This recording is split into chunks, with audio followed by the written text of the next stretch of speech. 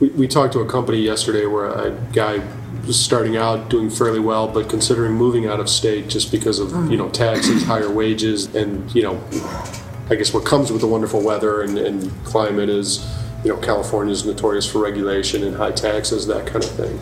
That's really more though a California thing. I mean, when you ask the question, and I'm good at finding things that aren't working, and San Diego itself works really, really well. That it's in California is a bit of a problem. That's right. But I don't think we can change my CEO is from Texas, and he complains about the tax and labor environment in California often. And I've come up with a method. Whenever he complains, I march in one of the scientists and have him or her tell him a story about the science that's going on. Mm-hmm. And then he's okay for a while.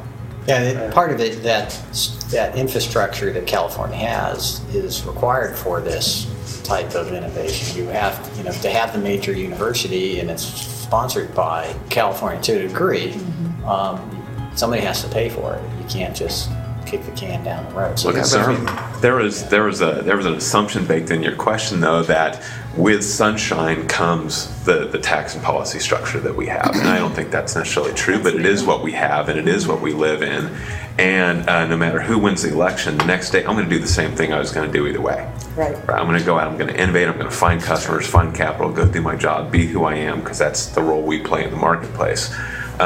Is Sacramento malicious or just stupid? I don't know. Doesn't matter. I'm going to do the same thing today that I was going to do either way. It does compel us to be a bit more successful than we otherwise would have to be to have a good return on investment, though, because there is this burden that we carry, but it's worth it. Yeah. From the innovation standpoint, it's all about talent and where the talent wants to live. Right. And there you go. When you have 80 research institutes, the most concentrated, MDs, engineers, PhDs on Earth in this little space, they just want to come and be part of that. And with that, you really don't have a choice. You can't move it to Iowa, where I grew up. Now, the downside is if you are successful and you grow, you're probably going to expand somewhere else. Mm-hmm. Right?